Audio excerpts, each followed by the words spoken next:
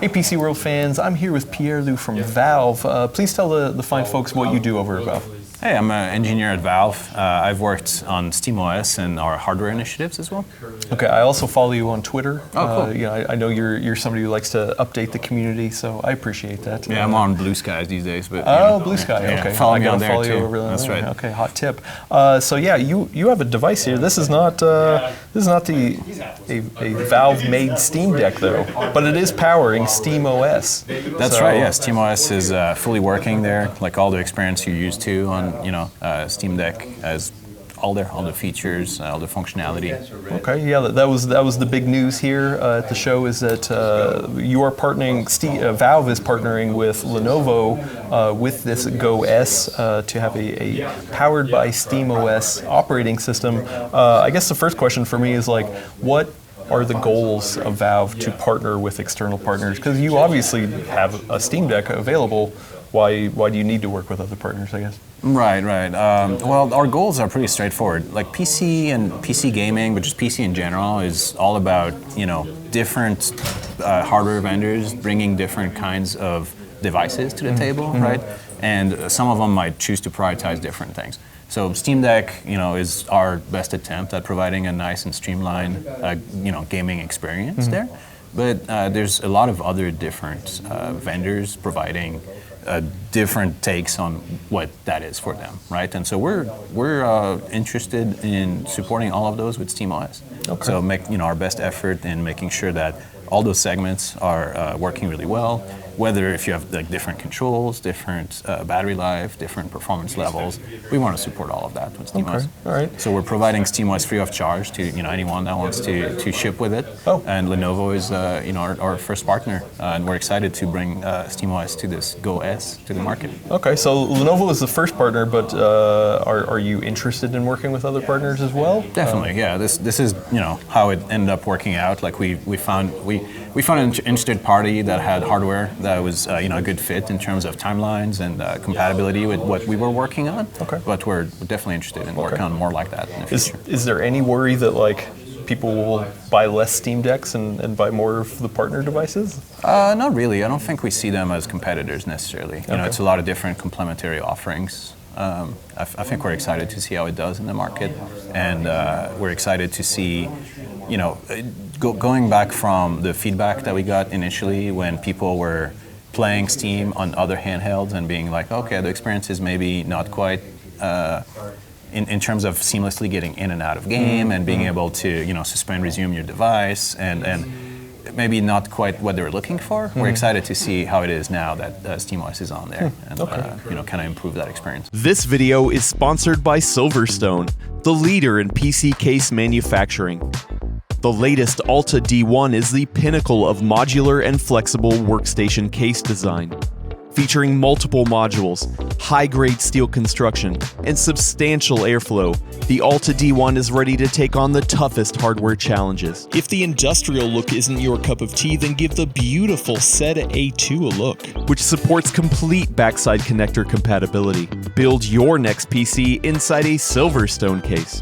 Can you talk a little bit about what it was like working with Lenovo? I mean, is this something where it's like, oh, hey, you know what, here's SteamOS, you guys go figure it out, or what's that relationship? Oh, it's definitely more of a close collaboration, right? And I think it'll continue post-launch too, as we're coordinating on updates and things like that.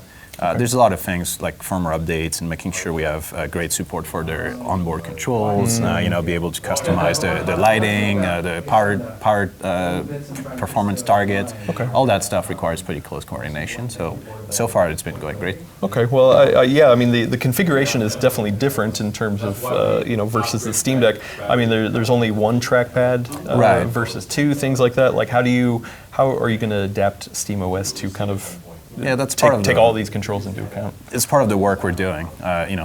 Make the UI more responsive and follow the hardware capabilities. So there's already a couple differences that are here in the build that you saw. Things like the screen is 120 hertz, it's VRR, so all that stuff it's reflected directly in the performance menu. You see it kicking in right away, and the different set of controls will be the same in the configuration dialog. So and the same sidebar that slides out, you'll still be able to That's right. manually config all that kind of stuff, like the refresh rate. Quick access menu is all there. The chords are all there. So that's going to be on this button here. This button is going to get you to the Steam menu. Oh, okay. So all this stuff is really the same experience that you can expect. Is there any barriers though? Like hey, you know what? We're not going to support this weird feature like detachable controllers or something like that.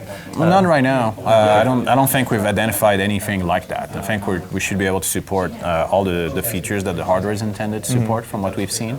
And conversely, all the stuff that comes in SteamOS, like desktop mode, being able to plug in any peripheral, loading in third-party software, all that stuff has been working great. Oh, okay, yeah, that was my other question. Is that people love to modify their Steam Deck. I mean, I have a bunch of different mods on mine. So you're saying that whole experience still exists? Okay. Yeah, it's the same OS build. They'll get OS updates at the same time. Okay. So don't really expect any differences when it comes to customization or the developer experience. Okay, nice. What about other form factors? I mean, things like set-top boxes is something I don't know. Like, I would love to see a little set-top box that I can put under a TV and Me too. running SteamOS. Yeah, that'd be great. Yeah. I think for us it's kind of a progressive thing. Like first expanding to different handhelds, so we're kind of staying in the same form factor. But then maybe once that's more robust, and like going beyond that is definitely. Definitely part of our goals. It's just unclear what the time frame is. Oh, okay, yeah. I mean, honestly, I could see gaming laptops. Somebody who just games on the laptop. Yeah. Hey, if you just want to load SteamOS on there and just game, it's a good experience, right? I mean, in truth, a lot of that work has already been happening behind the scenes, right? So if you look at the build of SteamOS that exists today compared to say last year, you're already going to have quite a bit better experience if you just load it on a PC with, for example, AMD graphics. Okay. We're still working on expanding hardware support and things like that. But if you load it on your PC right now, the experience today is going to be quite a bit better than it was last year, and it's just going to keep getting better as we do that work behind the scenes. Is this going to have to slow down validation time? Because now you're not just validating against the Steam Deck, you're going to have to validate against other devices. Right.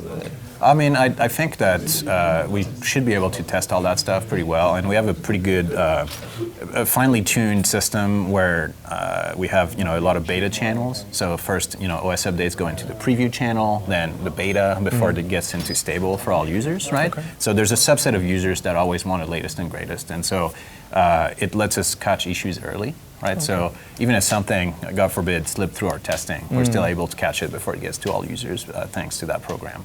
Okay. And so I think it definitely means that we have to be a little bit more disciplined in terms of doing more testing ahead of time and things like that.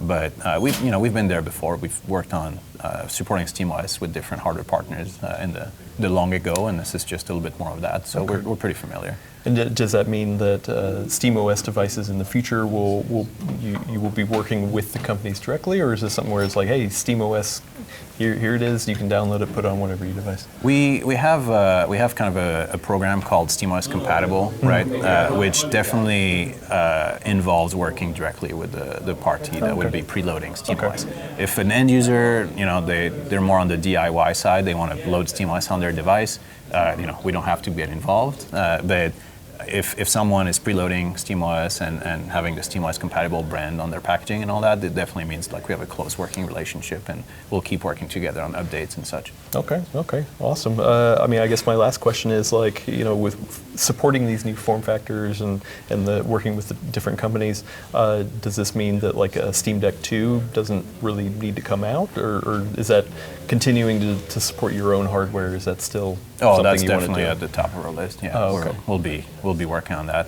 We're still working on that heavily in the background, and we have a ton of hardware efforts going on because we think it's really important for us to, like I was saying before, put our best foot forward there and show what we think the experience, is according to our goals, even though other people in the industry might have different goals, and we want to support that as well. Okay, love it. Well, thank you for taking the time to chat with us. If you have any questions, please put them down in the comments.